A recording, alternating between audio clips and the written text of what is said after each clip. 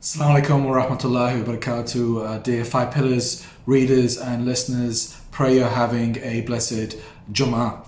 Bismillahir Rahmanir Rahim. Today I want to talk about the most popular article on the Five Pillars site this week, which was an article about 8 of the top 10 countries, most dangerous countries in the world being Muslim nations. Now, obviously, on the face of that, that's terrible news, and we're all going to be depressed by it. And of course, Islamophobes will be delighted because all their stereotypes about the Muslim world being violent, dangerous, full of savages would have been confirmed.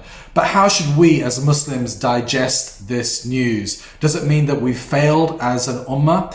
Does it mean that we're incapable of governing our societies? And does it mean that West is best? Because ultimately, all the top nations on this list, the nations that were the most peaceful and stable, were Western nations. So this year's travel risk map, created by the Global Risk Experts International SOS, has listed 8 Muslim countries in its top 10 most dangerous nations to visit. Now, these Muslim countries are Mali, Somalia, Central African Republic, Yemen, Libya, Syria, Iraq, and Afghanistan.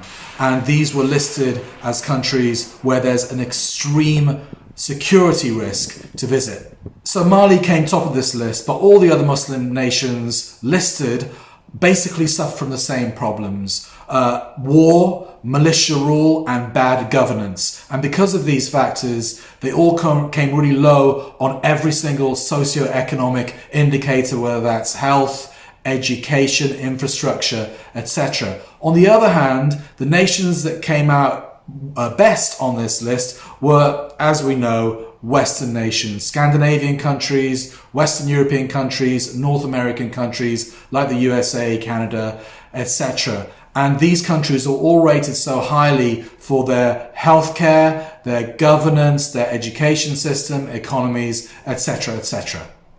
So why are Muslim countries in such a mess? Well, I think it's because there are some external factors and internal factors. Let's get to the external factors first, because I believe this is the most important element.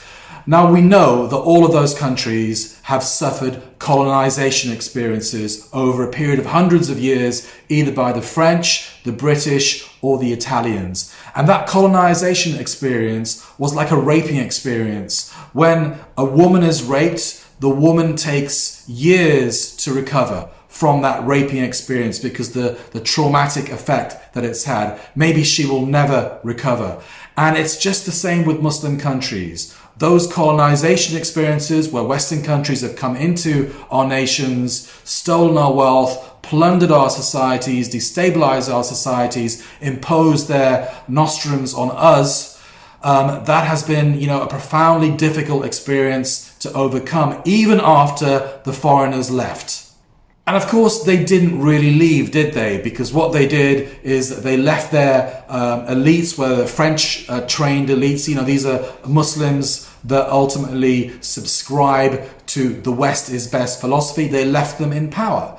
And since then, they have indebted Muslim nations to an unbelievable extent, whereby these Muslim nations are effectively dependent economically on their former occupiers, even though the occupiers have allegedly left. That's called neo-colonialism, of course.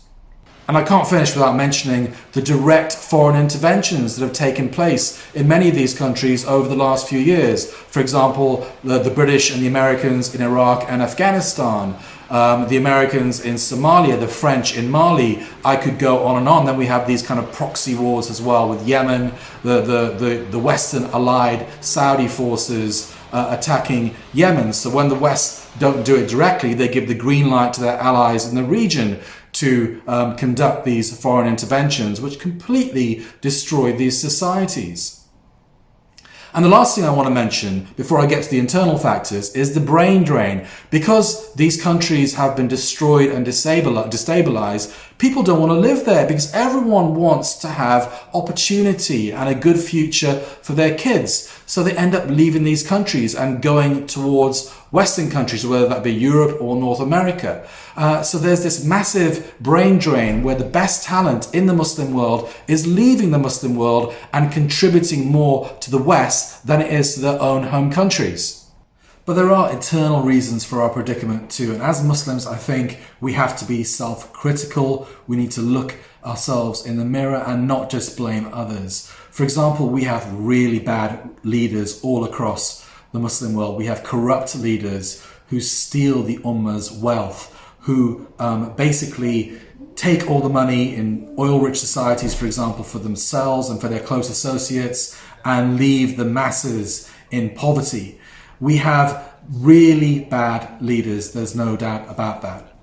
And it's not just the leaders, of course. The leaders are a reflection of us as people. You get the leaders you deserve. And I think, for example, a lot of Muslims living in the Muslim world have been very quick over the last few decades to run to the West at the first sign of trouble. If they want to change the nature of their societies, they literally go cap in hand to the West and they ask them for military intervention which ultimately destroys their own societies. So that's not the leaders, that is the people from that society and exiles abroad doing that.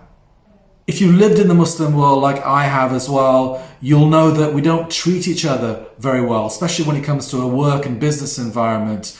We have, we just literally don't treat each other in the way that Islam guides us and demands. In fact, most people who have worked in the Muslim world will know that it's better to work here in the West because they have more humane laws. They are treated better as workers. My own experience living in Qatar, for example, I found that there was a lot of racism there. There was a kind of hierarchy where the locals came on top and the white man came second. Then you had the Filipinos, the Pakistanis, the Arabs, the Indians, and fellow Muslims were treated far worse than non-Muslims in that country. And then if you throw in a huge American airbase which was used to bomb Iraq and Afghanistan into the mix, it wasn't that great an experience, to be quite frank. So is the West best? Why is the West so great? I don't think it's great, but a lot of people do. Let's face it, a lot of Muslims think the West is the bee's knees. And why do they think that way? Well, it's true that a lot of Muslims would prefer to live in the West rather than the Muslim world. And that's because the West has peace, it has stability, it has opportunity, it has meritocracy. To a certain extent, I'm talking relatively speaking. Of course, there is Islamophobia, racism, discrimination against us in Western countries. But despite that, a lot of Muslims would say the benefits outweigh the negative aspects, and therefore they would prefer to live in the West than the Muslim world. And they would even go as far as to say that they can be better Muslims in the West than in the Muslim world. But we must remember that the success of the West has been built at the expense of others. The reason why countries like Britain and France and America are so rich is because they raped the Muslim world. Many, not just the Muslim world, but they raped third world countries over centuries. They stole their wealth. They plundered the wealth from our societies, and they became rich at the expense of us. So and that allowed Western countries the space to develop over many years of peace and stability and wealth. It enabled them to build their strong institutions because they raped the rest of the world. So even the good things that we have in the West, like relative freedom of speech and democracy and strong institutions, they only exist because the West raped the Muslim world. So yeah, the Muslim world is screwed up. Not all of it, but a lot of it. And there are examples of Muslim countries that I haven't mentioned, perhaps Malaysia, Turkey. There are many places in the Muslim world that are reasonably well governed and are good places to live. But I'm talking in a general sense, the Muslim world, no doubt, is screwed up. But there are historic reasons for that. And we as Muslims must realize that and never cease to remind Western supremacists of that. But the question is, how do we get the Muslim world in a better state? Now, as a Muslim living most of his life in the West, I don't feel I'm qualified to answer that. I don't want to, I mean, there are people in the Muslim world that might watch this and they might think, who the hell is this guy to tell us how to live? He's living there in the comfort of the West. So I do not want to talk down to people who are actually living in the Muslim world. But here are a few thoughts, just for the sake of it, really. Take the benefit from it, take the good from it, and leave the bad, inshallah. I would say, first of all, as Muslims, we've got to hold tight to our Islam. Despite everything that is thrown at us, we have to hold tight to the rope of Islam, whether it's through our religious beliefs or our political beliefs. We have to hold tight and trust in Allah. That's first and foremost. I think those of us who have benefited from living in the West, we should give something back instead of, building societies that don't really need us that much. Does the West need us? It's already got many people that will fill its coffers. It's got the talent here. Perhaps having learnt certain skills in this country and accumulated a certain amount of knowledge, skills and wealth, we can give something back to the Muslim world. The Muslim world needs the space to develop over many, many decades, even centuries, before it gets to a good level of stability, peace and good governance and power. And we have to realize it's a process that will take probably longer than all of our lifetimes. But we need more understanding. When we see these clickbait headlines, the Muslim world, 8 most dangerous countries in the world are Muslim, we have to have more understanding and less condemnation.